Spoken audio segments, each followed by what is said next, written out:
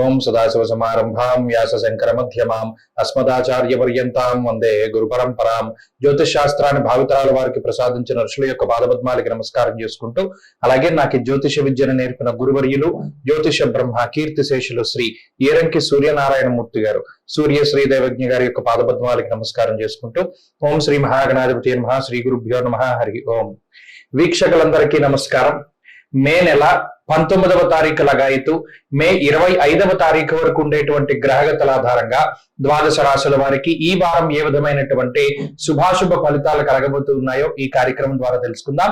మీనరాశి వారికి ఈ వారం సానుకూలమైనటువంటి పరిస్థితులు గోచరిస్తూ ఉన్నాయి. ప్రత్యేకించి ఈ రాశి వారికి 2వ స్థానమందు బుధుడు అనుకూలించడం, తృతీయ స్థానమందు రవి యోగించడం, చంద్రబలం ఉండడం లాంటివి ప్రధానమైనటువంటి బలాలుగా చెప్పవచ్చును.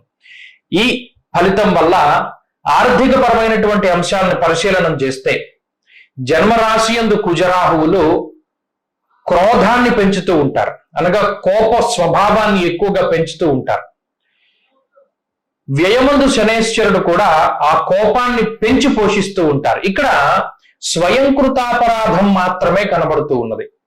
సంపాదించేటువంటి సంపద బాగున్నది, ఆదాయం బాగున్నది, ప్రస్తుతానికి ఆదాయ పరంగా ఇబ్బంది ఏమీ లేదు, గతంలో ఉన్నటువంటి పరిస్థితుల మాదిరిగానే ఉంటాయి. అయితే చాలా రేర్ కండిషన్, 90% మందికి ఈ గ్రహస్థితి ఉంటే 10% మాత్రం ఉద్యోగాన్ని కోల్పోయి ఆదాయం ఆగిపోయి చాలా ఇబ్బందులు పడేటువంటి పరిస్థితులు ఉన్నాయి. అది కూడా ఈ గ్రహస్థితి వల్లే. ఆ విషయాన్ని మీనరాశి వారే ప్రత్యేకించి గుర్తుపెట్టుకోవాలి. మిగతా వారు స్వయంకృతాపరాధాల వల్ల ఎక్కువగా అవకాశాన్ని, ధనాన్ని కోల్పోతారు. కోపం వల్ల ఉద్యోగాన్ని వదిలేయడం, లేదా ఉద్యోగంలో ఏదైనా సమస్య వస్తే నేను ఈ ఉద్యోగం చేయను, ఇంకో వ్యాపారం చేసుకుంటానని వదిలేసి అర్ధాంతరంగా రావడం, ఇలా స్వయంకృతాపరాధాల వల్ల మాత్రమే ఆర్థిక పరిస్థితుల్లో ఇబ్బందులు వస్తాయి. మినహాయించి మిగతా పరిస్థితులన్నీ బాగున్నాయి. ఇక ఆరోగ్యానికి సంబంధించినటువంటి విషయాలు కూడా సానుకూలంగానే గోచరిస్తూ ఉన్నాయి. చర్మ సంబంధమైన సమస్యలు, గాయాలు, మరీ ముఖ్యంగా విద్యుత్తు, ఇనుప వస్తువులు, పదునైనటువంటి వస్తువులు, లేదా కాలడము, అగ్ని వల్ల, వీటి వల్ల కొంత ప్రాబ్లం వస్తుంది. కానీ మిగతా విషయాల్లో కొంత పరిస్థితులన్నీ బాగున్నాయి. ప్రత్యేకించి గ్యాస్ట్రిక్ సమస్యలు, పిప్పు పన్ను పోటు, కాళ్ళ నొప్పులు, ఇలా ఏవైతే కొంత సెన్సిటివ్ పార్ట్లు ఉన్నాయో అవి పెద్ద సమస్య కానప్పటికీ అవి చాలా ఇబ్బంది పెడుతూ ఉంటాయి. కంట్లో నలకలు ఎక్కువగా పడుతూ ఉండడం, కంటికి సంబంధించిన సమస్యలు, ఇవి మీనరాశి వారిలో వచ్చే ప్రధానమైన ఇబ్బందులు. ఇక కుటుంబపరమైనటువంటి విషయాలు ఇది కూడా కొంత విభిన్నంగా ఉన్నాయి. ప్రత్యేకించి వీటిల్లో కూడా మీ స్వయంకృతాపరాధమే కనబడుతూ ఉన్నది.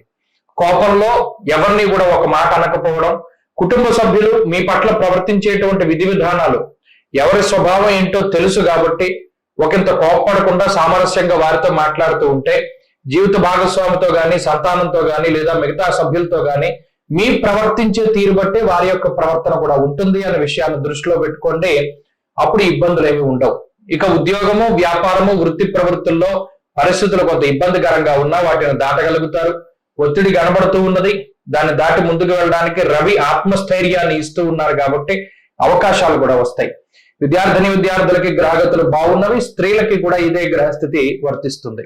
మీనరాశి వారి వారు మరింత అనుకూలమైనటువంటి ఫలితాలను సాధించడానికై సుబ్రహ్మణ్యేశ్వర స్వామి వారి యొక్క ఆరాధన చేస్తూ ఉండడం చెప్పదగినటువంటి సూచన. సర్ప సూక్తము అనేటువంటి మంత్రంతో సుబ్రహ్మణ్యేశ్వర స్వామికి అభిషేకం చేయించుకోండి, మంచి ఫలితాలు వస్తాయి. ఈ వారంలో కలిసి వచ్చేటువంటి రోజు ఆదివారంగా చెప్పవచ్చును. అదృష్ట సంఖ్య 9, అదృష్ట వర్ణము ఎరుపు రంగు. స్వస్తి.